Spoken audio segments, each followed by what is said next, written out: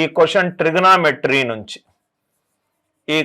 Trigonometry నుంచి now చాలా important point sir. క్వశ్చన్లో యాంగిల్స్ ఉండి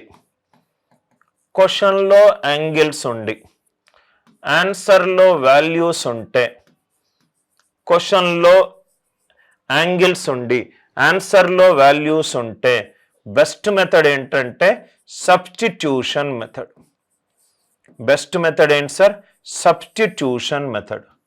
క్వశ్చన్లో యాంగిల్స్ ఉండి ఆన్సర్లో వాల్యూస్ ఉంటే మనము యూజ్ చేయాల్సిన మెథడ్ ఏంటి సార్? Substitution method. ఎలా సబ్స్టిట్యూట్ చేసుకుంటాము? టీటా 0 డిగ్రీలు కానీ, అదే క్వశ్చన్లో యాంగిల్ 2A గనక ఉంటే 0 తోటి స్టార్ట్ చేస్తాము.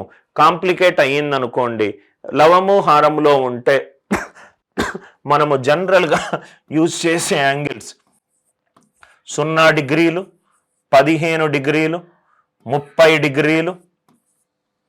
ఇది ఎప్పుడు సార్? 2 θ ఉన్నప్పుడు. Are you all with me? Especially right, ఒక ప్రాబ్లం కూడా ఉంది, అప్పుడు చెప్తాను. సో లేనప్పుడు θ 0 సబ్స్టిట్యూట్ చేసుకోండి, సింగిల్ స్టెప్ ఆన్సర్ వస్తుంది. మనకు టేబుల్ తెలుసు అందరికీ. 0, 30, 60, 90. 5 into sin 0 0, 0 power anything 0, cos 0 1.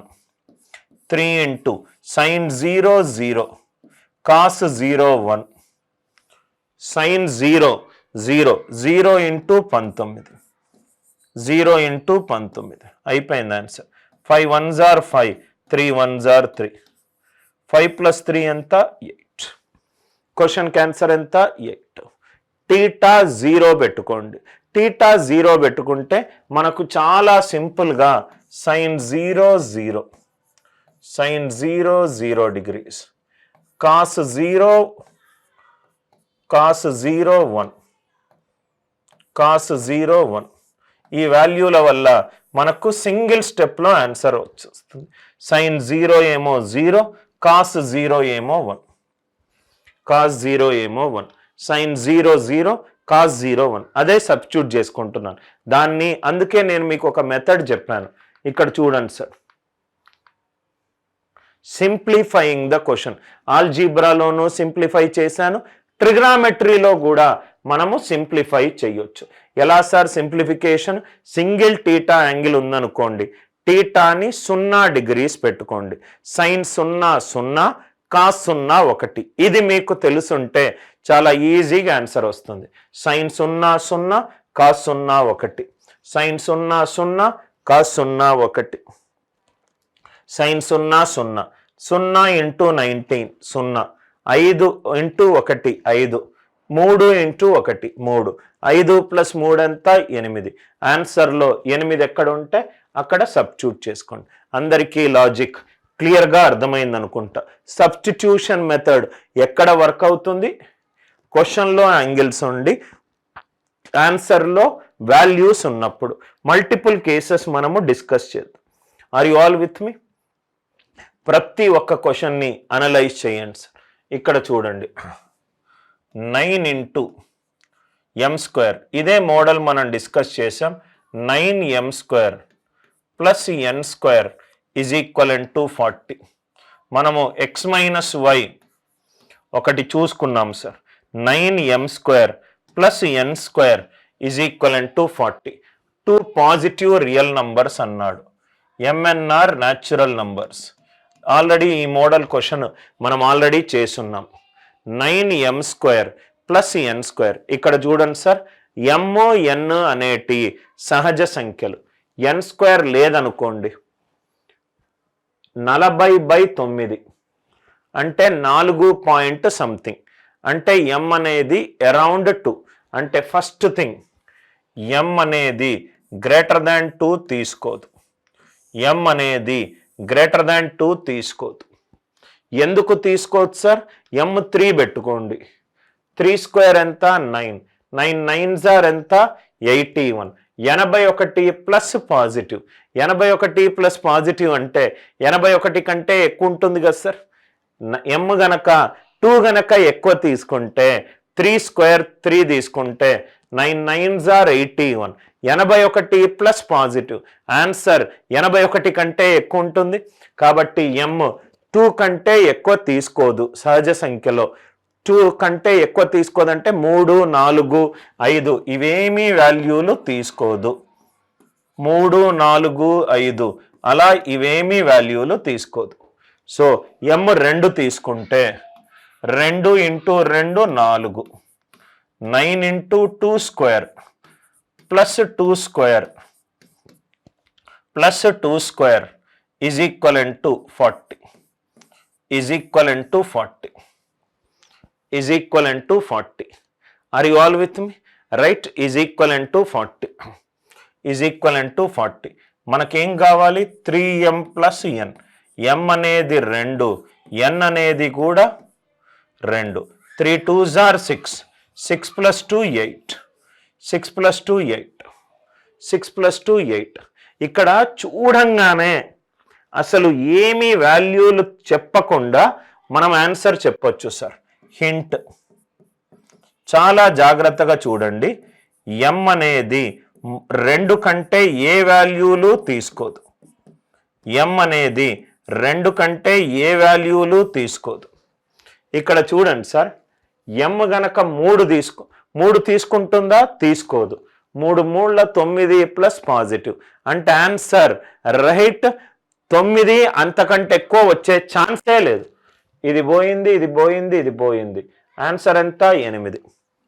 మళ్ళీ చెప్తున్నాను, ఎమ్ 2 కంటే ఎక్కువ వాల్యూ తీసుకునే ఛాన్సే లేదు. ఎందుకంటే ఎమ్ ఇక్కడ 3 తీసుకుంటే 9 ఇంటూ 3 స్క్వేర్ 81 ప్లస్ పాజిటివ్. కాబట్టి ఎమ్ 2 కంటే ఎక్కువ తీసుకోదు. ఎమ్ సపోజ్గా 3 తీసుకుంది అనుకోండి, 9 plus positive answer right. 9 plus positive కానే కాదు. 9 కంటే ఏ ఆప్షను కూడా కానే కాదు. ఆప్షన్ 1 కాదు, 2 కాదు, 3 కాదు. కాబట్టి ఆన్సర్ ఎంత? 4. Are you all with me? Logic అందరికీ అర్థమైందా? I hope the idea it is very much clear. మనం ఇక్కడ కూడా చేయొచ్చు. ఎం ఇంటూ ఎన్ 4. ఎం 4 అనేది రైట్ హ్యాండ్ సైడ్ 4 ఉంటే 1 into 4 2 into 2. 1 into 4 2 into 2. So M 1 కావచ్చు, ఎన్ 4 కావచ్చు, ఎం 4 కావచ్చు, ఎన్ 1 కావచ్చు. అది సబ్స్టిట్యూట్ చేసుకున్నా మనకు ఆన్సర్ వస్తుంది. Are you all with me? చిన్న చిన్న హింట్స్ కోసమే మీరు క్లాసెస్ వినాలి sir. Are you all with me? జనరల్గా ఏంటంటే సబ్స్టిట్యూట్ చేసుకోండి అని అంటారు. ఆ సబ్స్టిట్యూషన్ కంటే కూడా ఎం యొక్క అప్పర్ లిమిట్ ఏది కాదు అని మనం చూస్తే చాలు. ఎం యొక్క అప్పర్ లిమిట్ ఏంటి అనేది మనం చూస్తే చాలు. ఇది చాలా ఇంపార్టెంట్ మోడల్ సార్. ఇది చాలా ఇంపార్టెంట్ మోడల్. నవ్వు ఇక్కడ చూడండి సార్, ఇది క్వశ్చన్ ఏంటంటే typing mistake. ABC is equivalent to 5. ABC equal to miss అయింది. ABC is equivalent to 5. Question ఏంటంటే 1/1 ప్లస్ ఏ ప్లస్ 1/బి ప్లస్ 1/1 ప్లస్ బి ప్లస్ 5/సి. ఇది 1 plus c/5 plus 1/a. c/5 plus 1/a. Now ABC equivalent to 5. ABC equivalent to 5. క్వశ్చన్లో చరరాశులు, క్వశ్చన్లో చరరాశులు, ఆన్సర్లో సంఖ్యలు లేకుంటే ఒక ఆప్షన్లో చరరాశులు ఉన్నాయి.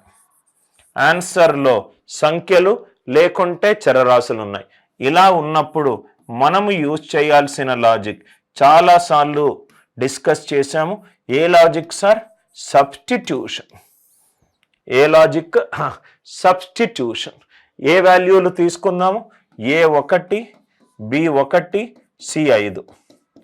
ఆర్ ఇక్కడ చూడండి సార్, ఎందుకు సార్ C5 తీసుకున్నాను అని అంటే దీని కారణంగా. సి అనేది 5 యొక్క కారణాంకం. సి అనేది 5 యొక్క కారణాంకం.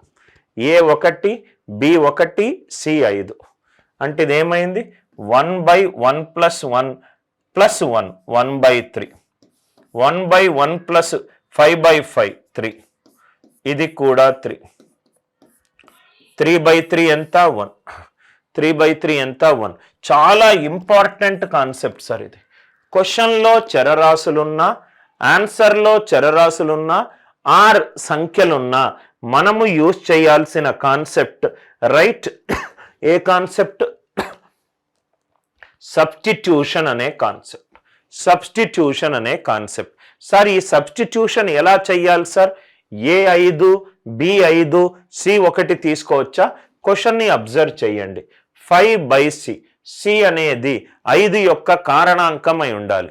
C అనేది 5 యొక్క కారణాంకమై ఉండాలి. అందుకే Cకి మాత్రమే 5 ఇచ్చాను, మిగతా దాంట్లో A1 B1 ఇచ్చాను, A1 B1 ఇచ్చాను. I hope the idea it is very much clear.